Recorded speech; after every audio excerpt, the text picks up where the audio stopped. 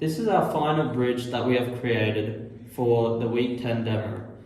We have used balsa wood predominantly for the legs, for the deck, and for the primary arch. The second arch is made out of popsicle sticks, as you can see, and the arches are held at a set distance from each side with dowel rods.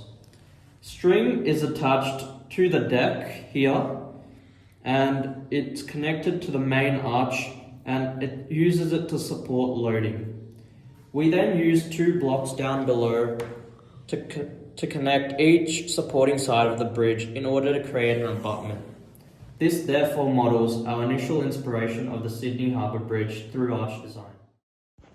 The process of building after we planned out our overall design started with the deck. We laid out a rough approximation before then assembling it and taking required measurements for the arches. From these measurements, we created a template to follow and assemble said arches. Once the deck was attached to the arches, we added the leg supports and finally the string attaching the deck to the main supporting arch.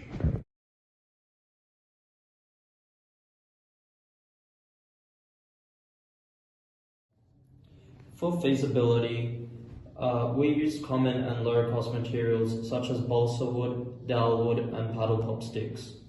This kept our design really light, but was also flexible, allowing it to not fracture under lots of duress and pressure. Furthermore, this allowed the design to undergo deflection when a lot of load was put on. For real-world designs, bridges are predominantly more expensive due to the fact they're made from steel and concrete. Whilst these are much heavier, they are much stronger and proven to work in similar designs, such as the Sydney Harbour Bridge, in which this design was inspired by. For our final bridge, sustainability was mostly considered through choice of materials. The bridge is mostly balsa wood, which is a renewable resource that can be harvested sustainably. By not including the scaffolding between the upper and lower arch from the prototype in our final, we also reduced the amount of overall resources we needed. One of our key takeaways was that designs take careful consideration and planning. Small miscalculations can lead to big problems. For instance, in our prototype, the deck and arches were very weakly joined from poor planning, which wasn't... Fuck!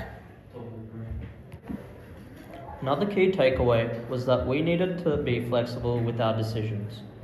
Therefore, the prototype we made early in the semester was ideally not suited for large loads of weight, meaning we made the necessary adjustments to our material when making the final design.